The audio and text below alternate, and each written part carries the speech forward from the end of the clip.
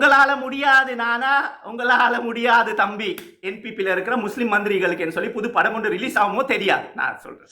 பெரிய பெரிய வாட்ஸ்அப் குரூப்களை வக்காலத்து வாங்கி நீங்க அமெரிக்கால எல்லாம் வந்து கொழும்புல, லண்டன்ல இருந்து வந்து கொழும்புல எல்லாம் கேம்பெயின் பண்ணி போய் எங்கேயா ஒளிஞ்சிட்டீங்க நீங்களும் எல்லாம்.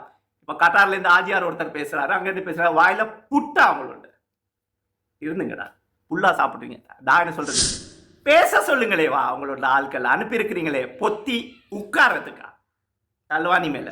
ஆமா, கொடுத்து பாப்போம். நல்லா கொடுத்தீங்க தானே, நல்லாவே கொடுத்தீங்க. இப்போ ஒன்றொண்டா ஆப்பு வருது, ஒரு உரிமைகள் இல்லாம போகுது. அந்த நாட்டில் இருக்கிற காசு, இந்த நாட்டில் இருக்கிற காசு எல்லாம் கொண்டாடுவோம் சொன்னீங்க, ஜெம்மத்துக்கு கொண்டாடலாம். டாக்டர் நலிந்த ஜெயதீச சொல்லிட்டாரு, உங்களோட சமூகத்துல தகுதி உள்ள ஆட்களே இல்லை என்பிபியில் இருக்கிற முஸ்லீம்கள்.